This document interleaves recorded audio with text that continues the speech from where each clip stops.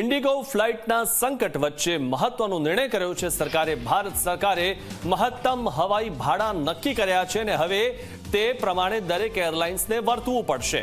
500 kilometre સુધીનું મહત્તમ ભાડું ₹7,500, 500 કિલોમીટરથી 1,000 કિલોમીટરનું મહત્તમ ભાડું ₹15,000 નક્કી કરાયું છે. 1,000 થી 1,500 કિલોમીટરનું મહત્તમ ભાડું ₹18,000 નક્કી કરાયું છે.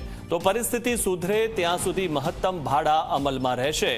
તો આ જે ભાડા નક્કી કરવામાં આવ્યા છે આનાથી વધુ કોઈ ભાડું નહીં લઈ શકે. ઉલ્લેખનીય છે કે ઇન્ડિગો ફ્લાઇટના કારણે, ઇન્ડિગો એરલાઇન્સના કારણે જે લોકોને મુશ્કેલી સર્જાઈ અને ત્યારબાદ બીજી એરલાઇન્સમાં જવાનો જ્યારે વારો આવ્યો ત્યારે તે એરલાઇન્સે લોકોને બરાબરના લૂંટ્યા હતા. 70-80 હજાર રૂપિયા તેમની પાસેથી વસૂલ્યા હતા.